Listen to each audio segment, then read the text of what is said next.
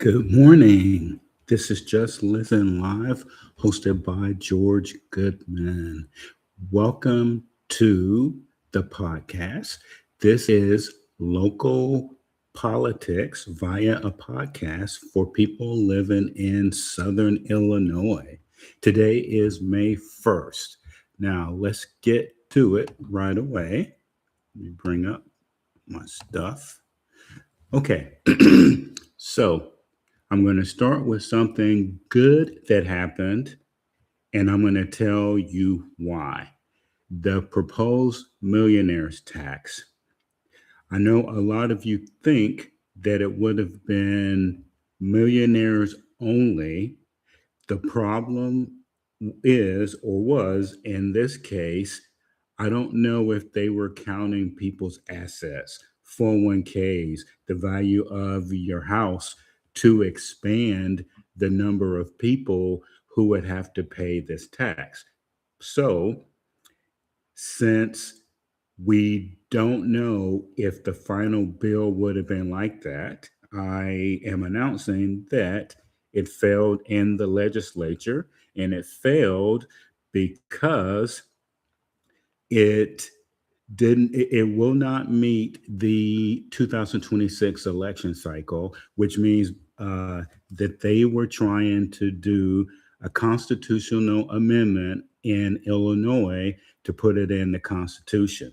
So they were trying to advance it and couldn't do it because of the language. So the Illinois legislature is adjourned until May 5th, which takes them out of the cycle to put it in to the November ballot because as I've been telling you, people have to vote on constitutional amendments to put them forward to the General Assembly for it to get into the Constitution. That's how the structure works at the state level. Federal level's pretty much the same thing. All right, so this was the current structure of it. So designed to bypass the state's flat tax requirement by creating a specific surcharge. That's what this constitutional amendment for the millionaires tax was going to do when it was in committee, and this was the language. So the tax rate would have been a 3% surcharge on individual net income exceeding $1 million. Now, that was the current writing of it. And like I told you, it could have been changed to include other things to make more people eligible to be millionaires. So it was supposed to bring in 2.2 billion to 4 billion in annual revenue. Now, this was what they thought. These are projections, and you don't know where they're getting the numbers from either of who they consider millionaires. Now, it stalled because of several things. Democrats were concerned that the amendments planned to distribute school funding on a per pupil basis would undermine the state's current evidence based funding formula, which prioritizes low income districts. Okay. Now, that point is something that I didn't even know that that's how they were putting out education funds, but that's why the Democrats were not in agreement. Okay. Economic and legal concerns. Critics and small business groups argued that the tax lacked inflation adjustments and would unfairly impact pass-through businesses where owners report business income on personal returns. Now, that is a pretty important point right there. And it validates a little bit what I'm saying because if small businesses were targets, then who were they looking at? And were they looking at the fact that people were taking payments on their 401k? High voting threshold. Constitutional amendments in Illinois require three-fifths supermajority, so that's 71 votes in the House. A bar the caucus could not meet before the deadline. Why couldn't they meet it? Because there are some Republicans in there, and the Republicans were not going to vote for it. Okay, so the soonest that they could get it on the ballot is in 2028. So at least for now, that is not on the radar. And as I told you before, we need involvement from people to ask the House legislature, people that represent them, to explain if they're going to expand the criteria that makes you a millionaire. And that's my personal opinion. All right. So now let's look at what the candidates have been doing. Oh, and let me apologize. I wasn't on Monday. Something came up at the last minute. I am highlighting everything that's happened this week. Okay. So for the Senate and the House and for the governorship and the Attorney General, the Secretary of State, they are talking about the Supreme Court decision, Louisiana versus Callis, and they're pretty divided. Democrats think one thing, Republicans think other things. I'm not going to get into that part of it. Here is the action that lawmakers want to take in Illinois.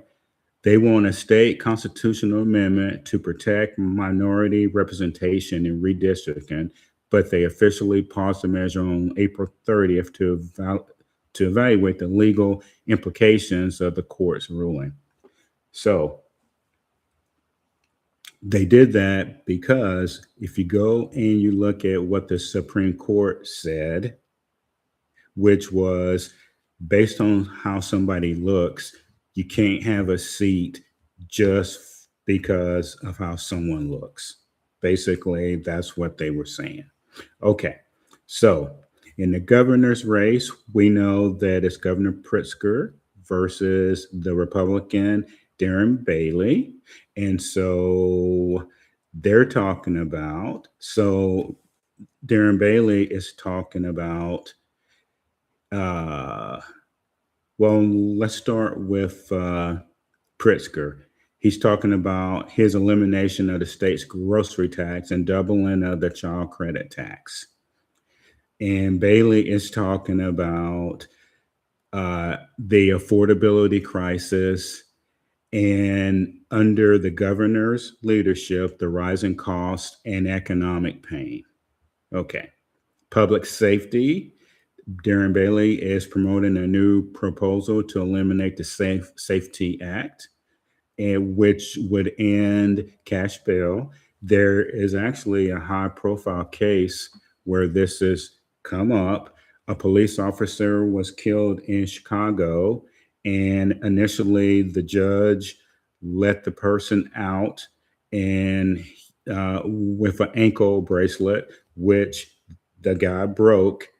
And then after that, that's when he killed the police officer. Okay. So, and also, Republican candidate Darren Bailey is talking about crime in general in Chicago.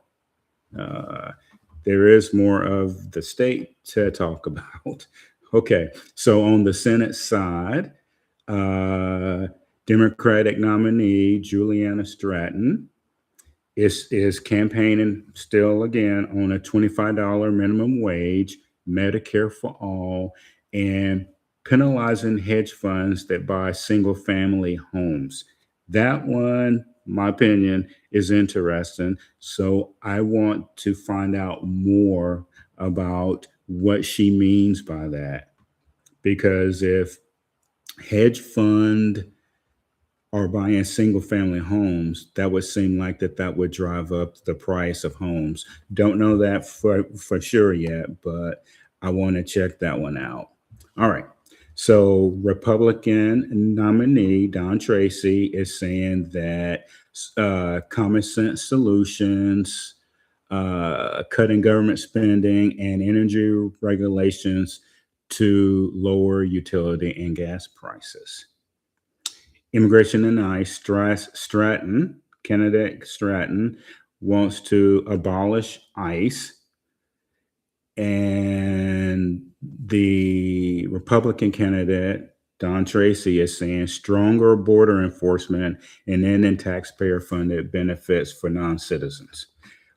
Okay. Tech and safety candidates across both parties are discussing big tech's influence on youth.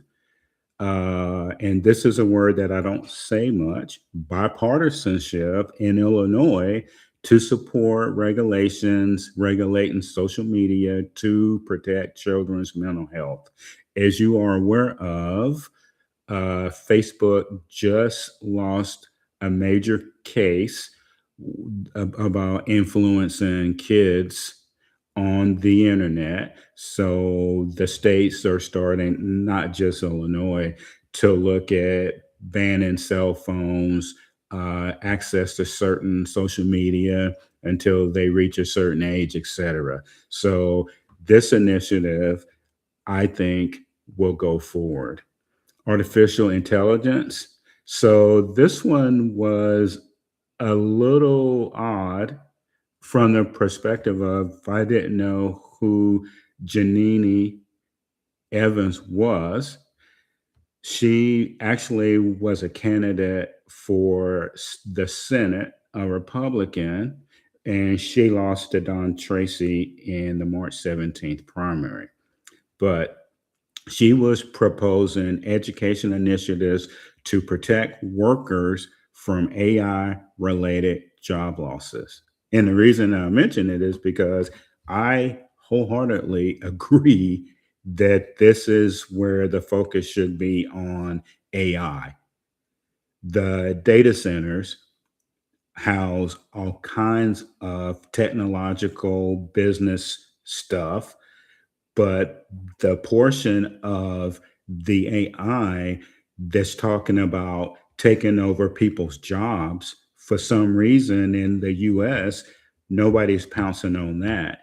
And it seems like, and I can only speak for Illinois, that people are saying, well, if we keep the data centers out, then the artificial intelligence taking jobs won't happen. Okay. Those are two different things. And no one but me has highlighted that so far. So that's why I thought that the point that she was making here was important. All right. So in the General Assembly, they've now reached their deadlines. So here are the priorities. All right. Budget and affordability. Negotiations are centered on a multi-billion-dollar budget for the next fiscal year. Affordability through potential corporate taxes or ending junk fees and rental housing and tax filing. As you are aware of in the big, beautiful bill, corporations nationwide got some tax relief. So they took the corporate tax down from 30% to I think 24. And so now in Illinois, they are trying to tax the corporations and take that money. That's what they're doing. As I said, the millionaire tax amendment is gone. Redistricting reform. Lawmakers recently tabled a major redistricting amendment. I told you about that earlier because of the Supreme Court verdict for Louisiana and gerrymandering it based on what someone looks like. Health and insurance regulation, strong push to grant the Illinois Department of Insurance more power to regulate rate hikes. Other active bills include establishing Prescription Drug Affordability Board to cap high costs of drug prices. Okay, so those are actually some, I would say, bipartisan things. Infrastructure and stadiums. Chicago Bears request for $800 million in public funding for a new stadium remains a topic of conversation. Legislative leaders currently categorize it as low priority. Okay, so they may not move on that at all. So stay tuned to see if the Chicago Bears move to Indiana or which other border state where the elected officials are willing to help them pay for a stadium. Okay, now there are some key deadlines: April 30th, May 3rd, May 5th, and May 8th. These are for the bills to get out of committee and then be voted on by the legislature. So that's what's happening in Illinois, land of Lincoln, this week that ended today, May 1st. I wanted to talk about quickly, because I promise you that it would not be longer podcasts. The candidates that are running for statewide offices, I hope that you're going out to their websites and looking at their policies. And I looked at how many people voted in the Senate primary. The Democrats had a lot more people who came out for the primary than the Republicans did. And what I'm really telling you is we need maximum involvement from the Republican Party, and we need to generate some interest. It doesn't matter what someone looks like. We need to look at the policies that the candidates are standing for in Illinois. And Illinois is a good example of that. We've seen how at the state level with the Republican Party, especially, sometimes you cannot go with the party platform. You have to go with issues that people are concerned about.